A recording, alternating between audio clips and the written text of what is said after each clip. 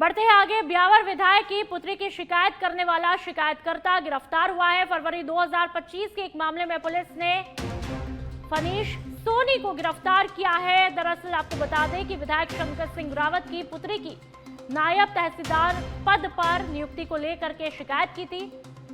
फनीश सोनी ने कंचन सोनी पर फर्जी दिव्यांग सर्टिफिकेट से नौकरी लेने के आरोप लगाए।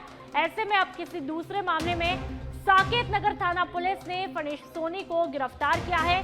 अवैध राशि मांगने के मामले में गिरफ्तार करने का हवाला दिया गया है। हालांकि फरवरी के मामले में सितंबर में हुई गिरफ्तारी को लेकर के पुलिस कार्रवाई पर भी लगातार सवाल है। चर्चाएं तेज हुई है कि क्या विधायक पुत्री की शिकायत करना इतना ज्यादा शिकायतकर्ता को भारी पड़ा, और इसका अंजाम देखा कि फनीश सोनी को पुलिस ने गिरफ्तार कर दिया है, जो कि मामला लगभग फरवरी का है। किसी और मामले में गिरफ्तार कर दिया जाता है। हैरानगी की बात ये देखिए, टाइमिंग यहां पर सबसे ज्यादा महत्वपूर्ण है।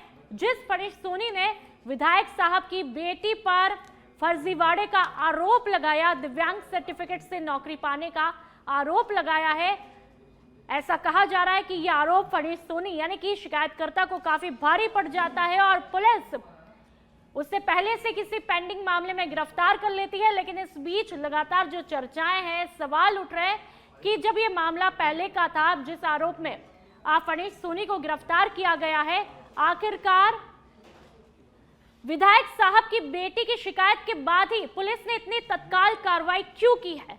ये लगातार सवाल गलियारे में गूंज रहे हैं कि आखिरकार जैसे ही फनीश सोनी विधायक साहब की बेटी को लेकर के आरोप लगाता है और फनीश सोनी को यानी कि शिकायतकर्ता को यह आरोप लगाना महंगा पड़ जाता है और उसको पुराने मामले में तुरंत से गिरफ्तार कर दिया जाता है। और ऐसे में पुलिस की कार्रवाई भी सवालों के घेरे में है कि क्या पुलिस ने किसी दबाव में आकर के आनन फानन में गिरफ्तारी की है?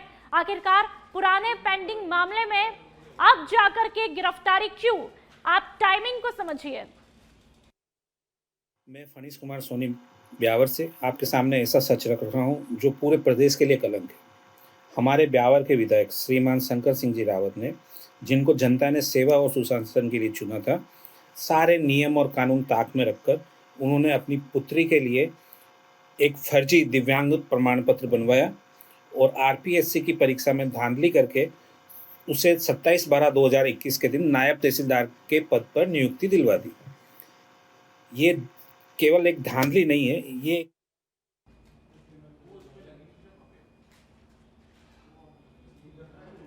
और संवाददाता विष्णु दत्त हमारे साथ में फोन लाइन पर जुड़ चुके हैं। विष्णु दत्त, बड़ी ही हैरान कर देने वाली बात है भाई, शिकायतकर्ता को पुराने पेंडिंग मामले में गिरफ्तार किया जाता है। टाइमिंग देखिए, जब विधायक साहब की बेटी के फर्जीवाड़े की शिकायत वो करते हैं, आरोप लगाते हैं और उनको तुरंत से पुराने मामले में गिरफ्तार कर दिया जाता है। टाइमिंग देखिए, और इतने टाइम तक तो पुलिस ने कोई कार्रवाई नहीं की। पूरे मामले को आप बताइए। बिल्कुल, मैं बताना चाहूंगा नुपुर, इस सारे मामले के अंदर जिस तरह के जो हालात अभी देखने को मिल रहे हैं, जिस तरह की परिस्थितियां देखने को मिल रही है, कहीं ना कहीं पुलिस पर एक सवालिया निशान खड़ा होता है कि आखिर में जब मुकदमा एक बार पहले दर्ज करा दिया गया तो इतने दिनों में पुलिस ने अब तक इस मामले में क्यों नहीं कार्रवाई की और अब तक क्यों नहीं गिरफ्तारी की? आखिर में जब एक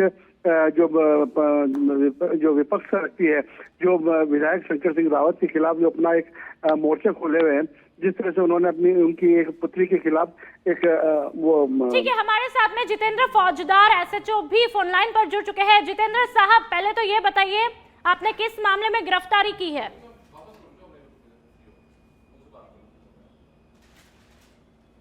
ठीक है, कुछ ही देर में वापस जुड़ेंगे, लगता है कोई टेक्निकल इशू है। और विष्णु दत्त हमारे साथ में, विष्णु दत्त, ठीक है, जितेंद्र फौजदार एसएचओ हमारे साथ में फोन लाइन पर फिर से जुड़ चुके हैं।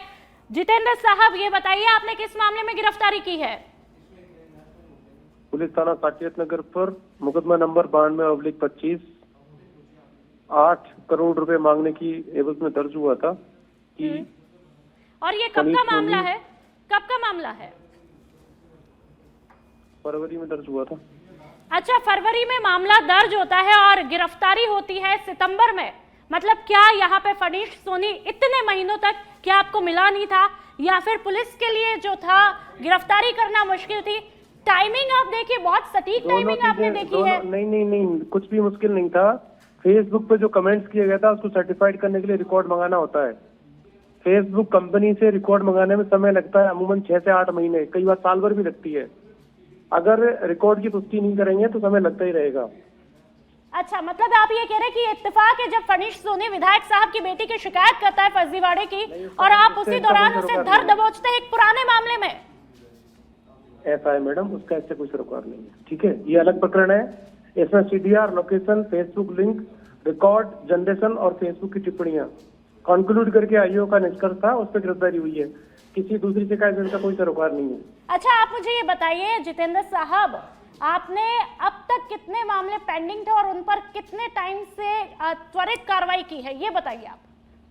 त्वरित कार्रवाई करते हैं, पेंडेंसी 45 से 20% तक हम लेके आए। 310 फाइलों का डिस्पोजल किया है हमने।